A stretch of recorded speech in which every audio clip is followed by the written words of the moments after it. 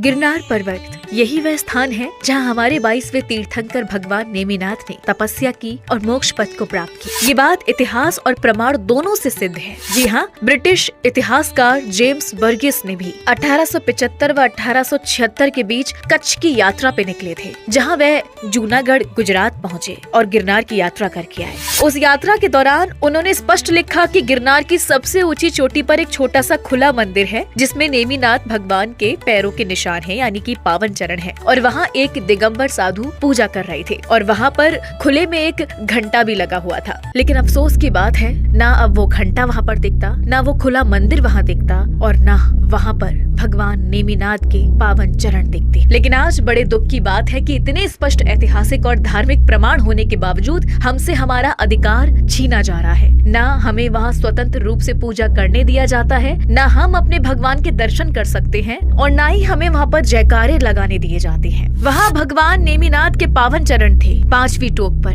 जहाँ वर्ष 2011 में जिस पर लाल कपड़े से ढक दिया गया पहले तो, फिर उसके बाद प्रभु के पावन चरणों पर पुष्प अर्पित कर दिए गए और उसको ढक दिया गया। फिर उसके बाद प्रभु के चरणों पर केसर लगा दिया गया। फिर उसके बाद प्रभु के चरणों पर लगा दी गई स्टील की नई रेलिंग। फिर प्रभु के चरणों को चारों तरफ से फर्श से सजा दिया गया काले ग्रेनाइट से, और नेमिनाथ भगवान के चरणों को पूरी तरह से छुपाकर उस पर लिख दिया गया गुरु दत्तात्रेय चरण पादुका।